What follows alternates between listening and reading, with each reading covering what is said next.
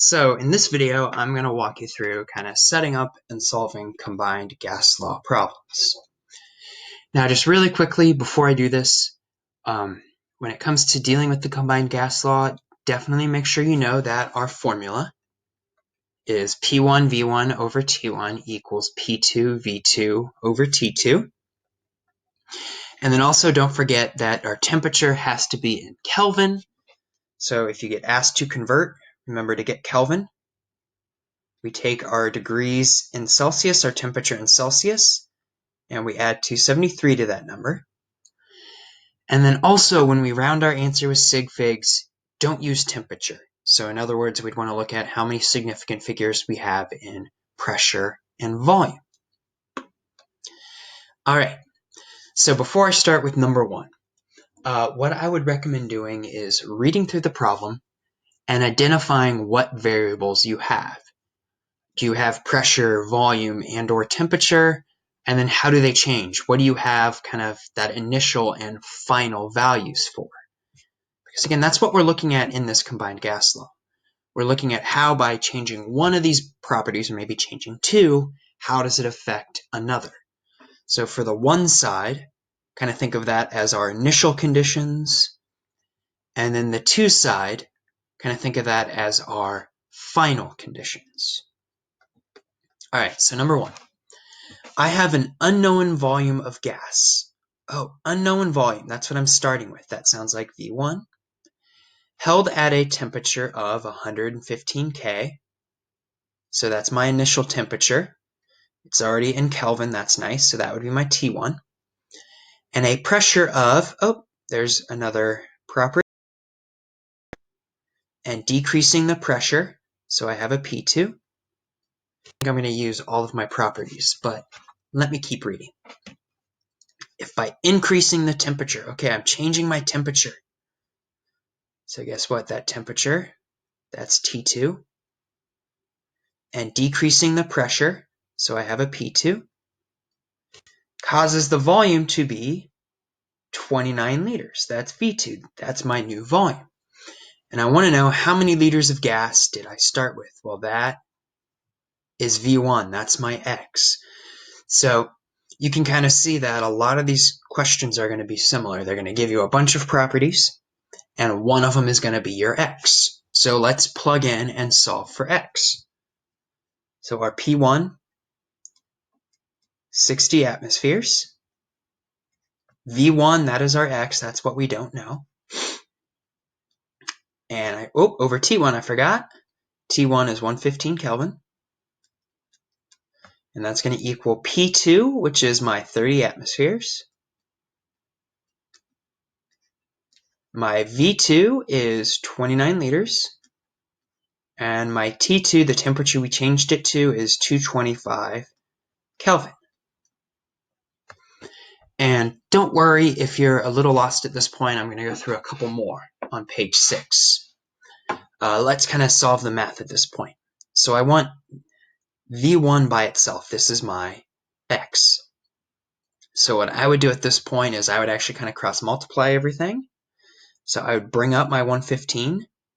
So I would go 30 times 29 times 115. And then I would bring down my 60. So I would divide that all by parentheses, 225 times 60. Now again, you could go divided by 225, divided by 60. Either way works. And then I get my final answer of V1 as 7.41111. But again, we want sig figs, so we have to look at pressure or volume. Remember, never temperature for sig figs. So my V2 is just 2 sig figs. So just 7.4. And then our our units have to be the same. Liters, that should be liters. So my initial volume would have been 7.4 liters. Okay, let's try the next one. A balloon filled with helium gas has a volume of 500 milliliters. That's okay. That sounds like an initial volume at a pressure of 1 atmosphere, 1.05 atmosphere. That sounds like an initial pressure. The balloon is released and reaches an altitude of 6.50 kilometers. Do we care about kilometers? Nope. So I'm just going to cross that out. And expanded to a volume, its volume's changed, that's going to be V2. If the temperature remains constant. So if we see that, that tells us that our temperature doesn't change. T1 and T2 would be the same. So that means we can kind of ignore or cross out temperature. And then it asks, what is the pressure in kPa? Oh, I'll get there in a bit. It's just asking what is P2. So that means because temperature is constant, we're just going to use P1 V1 equals P2 V2. That's it for this one. Again, temperature is constant, so it doesn't change. So my initial pressure, 1.050 atmospheres. My initial volume, and what's nice is volume can be milliliters or liters in these problems as long as we're consistent. P2 is our X, and our V2 is 750 milliliters. So to find my P2, I would just multiply 1.05 times 500, and then I divide both sides by 750 to get rid of it. And I get my P2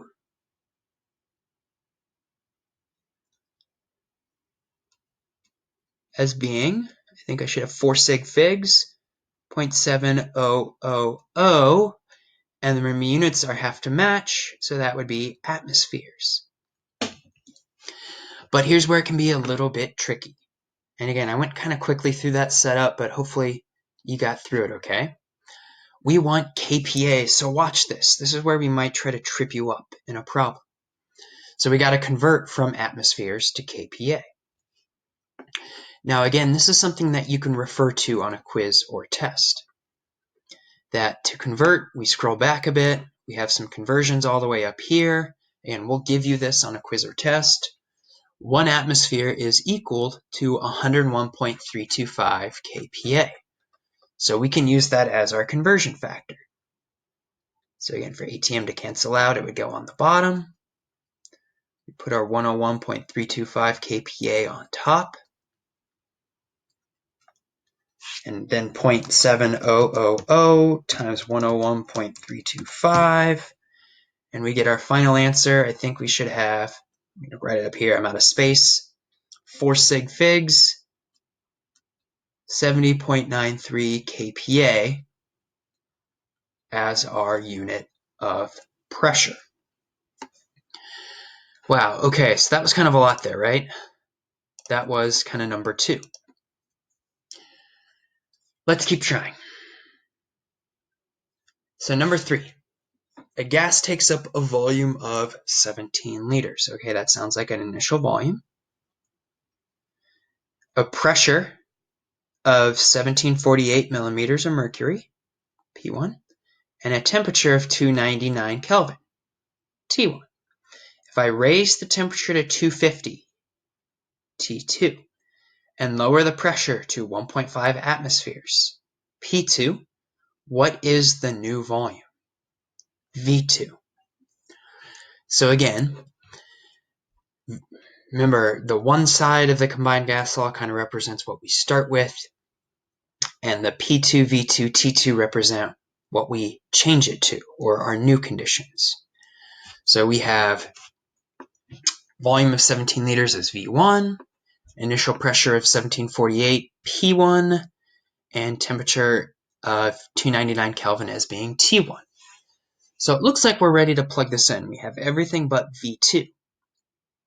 But as we look at this, remember our units have to match. Millimeters of mercury and atmospheres are 2 different units of pressure. So what we should do is convert one, and I'm going to convert atmospheres again. And I'm going to convert it to millimeters of mercury. So if you want, you can always scroll back and look at that conversion. That 1 ATM is the same as 760 millimeters of mercury. So 1.5 times 760. And my P2 should actually be 1140 millimeters of mercury. So now that I know that, let me set up. So P1 is 1748 millimeters of mercury. V1 is 17 liters over T1 of 299 Kelvin. And notice how I'm using my units to just kind of help keep track of everything. And that's going to equal P2, which is 1140 millimeters of mercury. And my V2 is my X, and then my T2 is 350. And so now I'm plugged in. All of my units are the same on both sides of my equal sign. And I have my one thing I don't know, V2. So now to solve this, I would kind of do that cross multiplying like I did in number 1. I would bring up to 350, so I'd go 1748 times 17 times 350, and then divided by 299, and then divided by 1140, and I get my V2, and I think it should just be 2 significant figures. Again, look at pressure, 2 sig figs, 2 sig figs, should be 31. I got like 30.5 on my calculator, which would round up to 31. And then for my units, again, units need to match. So liters for V1, so V2 would also be liters. So that would be my final answer for number 2. Okay, let me do one more. Let me make some more space there. So, number 4. A child receives a helium balloon filled with 2.30 liters of helium from a vendor. Okay, that sounds like an initial volume. The temperature outside that day is 31.0 Celsius. Oh, that sounds like a T1. What will the volume be?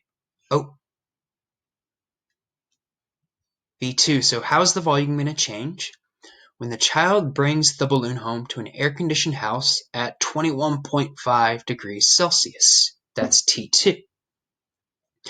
Now notice pressure isn't mentioned. So that means we can just assume that it's constant. We can just ignore it.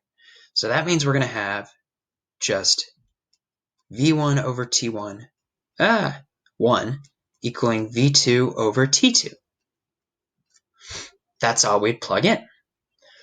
So, okay, we have V1 of 2.3 liters, 2.30 liters, over T1 of 31.0 Celsius. Should I plug in 31.0 Celsius?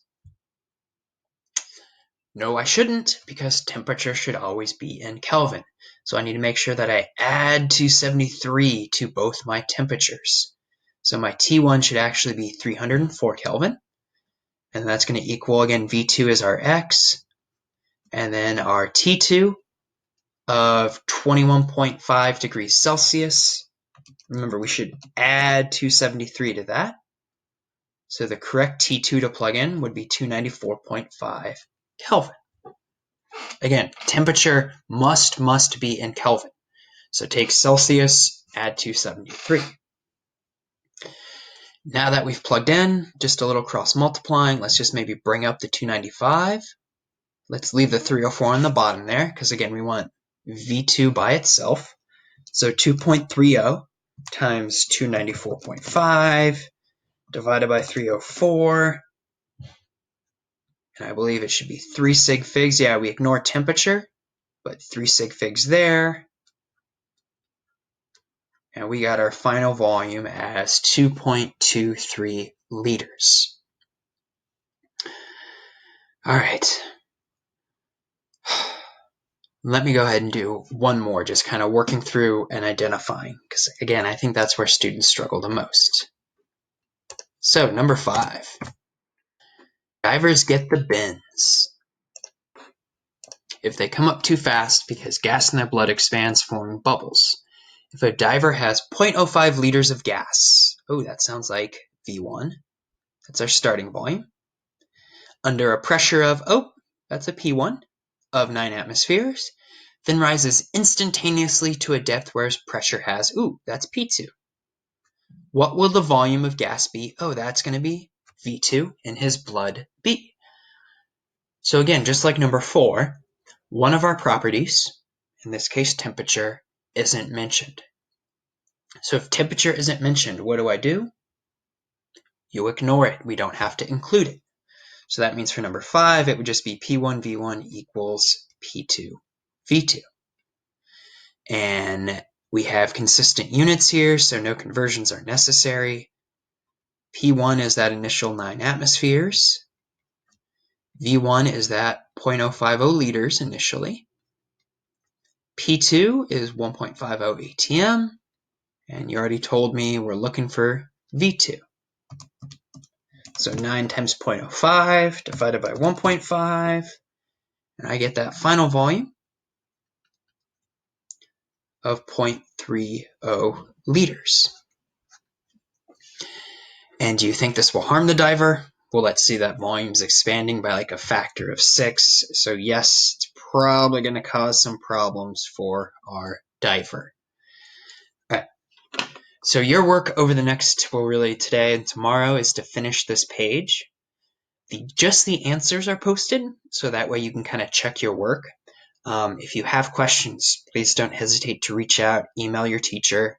They could always do a Google Meet. We can make another video going over a couple more of these. But again, your problem is to kind of finish the rest of these. Good luck.